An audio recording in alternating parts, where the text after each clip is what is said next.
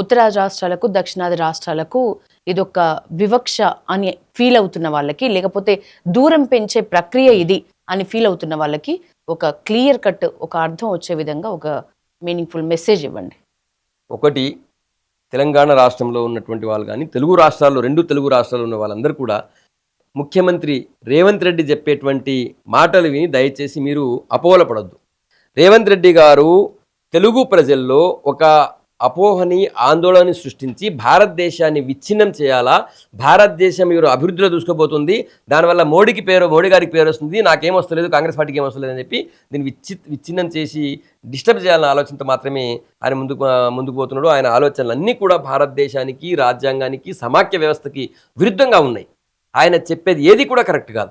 ఆయన ఒకసారి 50% జనాభా ప్రాతిపదికన చేయాలంటాడు. 50% జనాభా ప్రాతిపదికన చేయాలనుకున్నా కూడా యూపీ, ఎంపీ, బీహార్ రాష్ట్రాలకి సీట్లు ఎక్కువ వస్తాయి. మళ్ళీ 50% ఆదాయం ప్రకారం చేయాలంటాడు.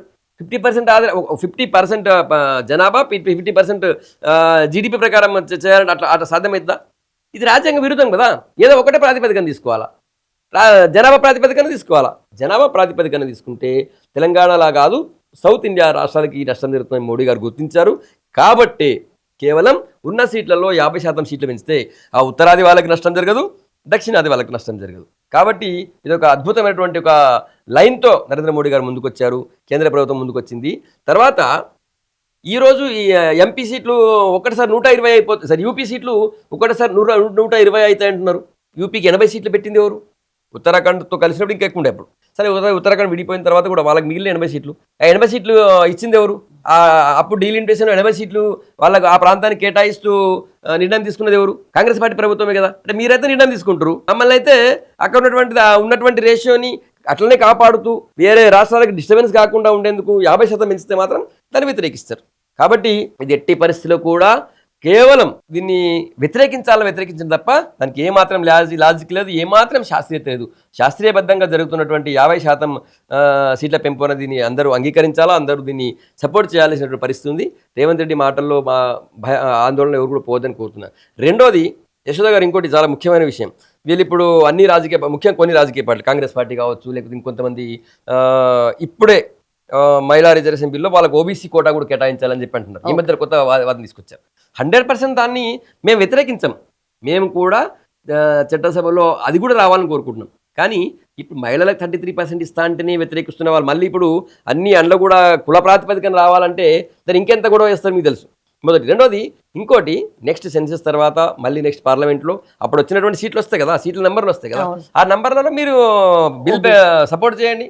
అప్పుడు ఏం జరుగుతుందో చూద్దాం. 850 వచ్చిన తర్వాత అలా ఓబీసీ కోట రానియండి. ఓబీసీ కోట వచ్చినప్పుడు తీసుకుందాం. కానీ ఇప్పుడు మహిళా రిజర్వేషన్ బిల్లు తీసుకొస్తున్నావు, నీకు ఇంత ఇస్తున్నా అన్నాం, దీనికి తక్కువ వచ్చినప్పుడు ఇవ్వాలా, పచ్చడి ఇచ్చినప్పుడు ఇవ్వాలంటే ఇప్పుడు ఉన్నటువంటి దీని అయితే తీసుకుందాం. తర్వాత మనకి పచ్చడి, తర్వాత మనకి ఇంకా సాంబార్ గింబార్ వచ్చింది, మళ్ళీ అప్పుడు అందులో యాడ్ చేసుకుందాం.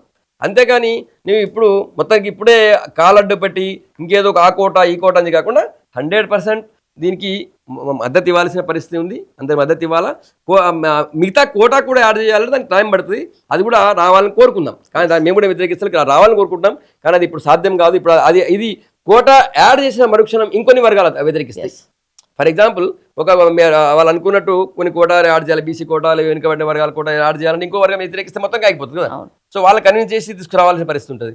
కాబట్టి ఇప్పుడు ఎట్లాగో ఇప్పుడు ఎస్సీ ఎస్టీలకు రిజర్వేషన్ ఉంది, మహిళలకు కూడా ఎస్సీ ఎస్టీ సీట్లలో కూడా సీట్లు ఇవ్వాలని చెప్పి డిమాండ్ చేస్తున్నాం. మహిళలు అంటే కేవలం ఉన్నత వర్గాల మహిళలు, ఉన్నత వర్గాల ఆడబిడ్డలే చట్టసభలో రావాలని కోరుకోవట్లేదు. మేము ఎస్సీ మహిళలు బయటకు రాదా, దళిత మహిళలు చట్టసభలకు రావాలా, దళిత గిరిజన మహిళా బిడ్డలు కూడా చట్టసభలో రావాలని కోరుకుంటున్నాం. కాబట్టి ఎస్సీ ఎస్టీ సీట్లలో కూడా ఖచ్చితంగా 33% రిజర్వేషన్ ఉండాలని కోరుకుంటున్నాం. అది ఆ విధంగా చట్టసభ ఇప్పుడు బిల్ రాబోతుంది. కాబట్టి దయచేసి తెలుగు రాష్ట్రాల ప్రజలు ఎవరు కూడా రేవంత్ రెడ్డి గారు చెప్పేటువంటి ఆ మాటలకు అపోహ చెందద్దు, ఆందోళన చెందద్దు. ఆయన కేవలం దురుద్దేశంతో చేస్తున్నాడు. ఆయన చేస్తున్నటువంటి వాదనలో పసలేదు, శాస్త్రీయత లేదు, రాజ్యాంగ విరుద్ధంగా ఉన్నాయి. ఇది అందరూ కూడా వ్యతిరేకించాలా. నరేంద్ర మోడీ గారు ఇచ్చినటువంటి ఈ 50% రేటుతో ఎవరికి నష్టం జరగదు, సౌత్ ఇండియాకి ముఖ్యంగా నష్టం జరగదు. కాబట్టి దీని అందరూ కూడా స్వాగతించాల్సిన అవసరం